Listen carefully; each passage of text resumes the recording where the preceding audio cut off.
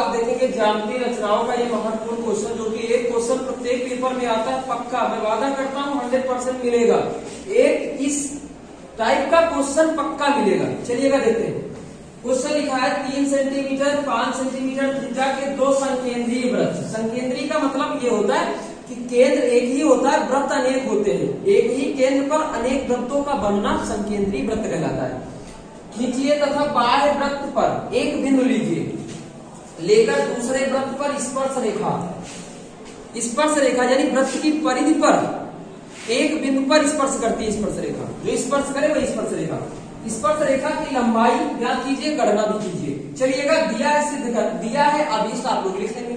आपको बताते हैं आजकल लिखना रचना के चरण, ठीक है। सबसे पहले पार्ट होता है दिया है या ज्ञात है, दूसरा होता है अभीष्ट है, तीसरा होता है रचना के चरण या रचना करनी है जो भी आप लिखे।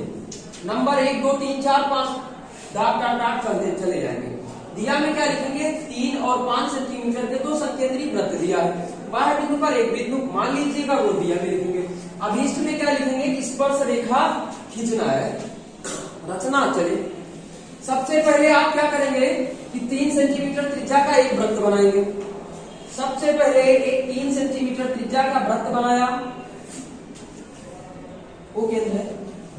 उसी केंद्र पर 5 सेंटीमीटर त्रिज्या का वृत्त बनाएंगे। 5 सेंटीमीटर त्रिज्या का वृत्त बनाएंगे। मैं बता चुका हूं आपको कि केंद्र एक वृत्त अनेक, केंद्र एक वृत्त अनेक तभी संकेंद्रीय वृत्त हो जाएगा। ओके, कह रहा है कि बाह्य वृत्त पर एक बिंदु लीजिए, बिल्कुल लीजिए। बाह्य वृत्त पर एक बिंदु पी ले लिया ना।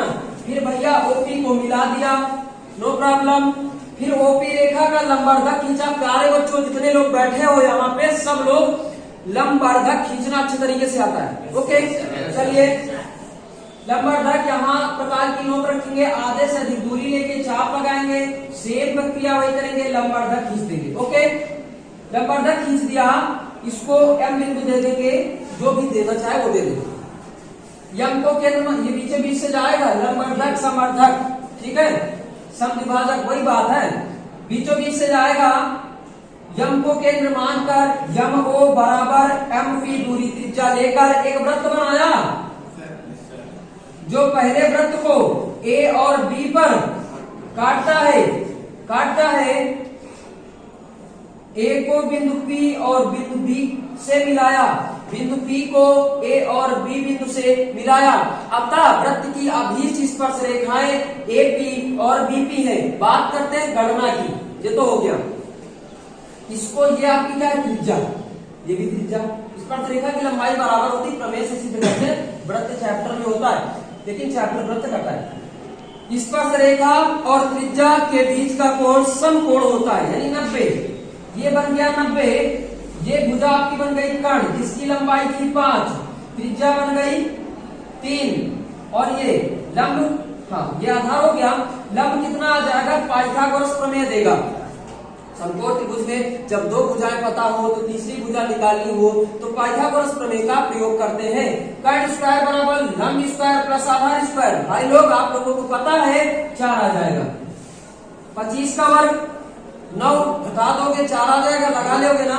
अब रचना के चरण लिखने के पहले पॉइंट में आप लिखेंगे, सर्वप्रथम ओ केंद्र यानी 3 सेंटीमीटर त्रिज्या का वृत्त बनाया जिसका केंद्र O है। दूसरे पॉइंट पे लिखेंगे ओ केंद्र वाले या एक ही केंद्र पर 5 सेंटीमीटर त्रिज्या का वृत्त बनाया, या उसी केंद्र पर 5 सेंटीमीटर त्रिज्या का वृत्त बनाया। दूसरा हो गया। तीसरा कह रहा है कि बाह्य बिंदु पर एक वृत्त लिया, तो तीसरे पॉइंट पे लिखेंगे बाह्य वृत्त पर एक बिंदु पी लिया। चौथे पॉइंट पे लिखेंगे ओपी रेखा को मिलाया। पांचवें पॉइंट पे लिखेंगे ओपी रेखा का लंबवर्धक किया, जो ओपी रेखा को यम बिंदु पर काटता है। छठे पॉइंट पे लिखेंगे यम को केंद्र मानकर यम को बराबर एम पी दूरी त्रिज्या लेकर एक वृत्त बनाया। सातवें पॉइंट लिखेंगे जो वृत्त पहले वृत्त को, ये पहले वाला बनाए, पहले वृत्त को ए और बी बिंदु पर काटता है। आठवें पॉइंट पे, ये ना 8वां पॉइंट पे लिखेंगे बिंदु पी को ए और बी बिंदु से मिलाया। अतः 90 पॉइंट पे लिखेंगे अतः अभीष्ट यानी अज्ञात वृत्त की स्पर्श रेखाएं युग्म AP और BP है। युग्म का मतलब जोड़ा होता है। दो स्पर्श रेखाएं। अब इतनी बात तो क्लियर हो गई। अब लिख देंगे स्पर्श रेखा की लंबाई या गणना। लंबाई आपको मैंने बता दिया निकालना। आई होप कि आप सभी लोगों को समझ में आ गया होगा। कल अगला क्वेश्चन इसी से आपको फिर बताएंगे। चलिएगा, बाय बाय।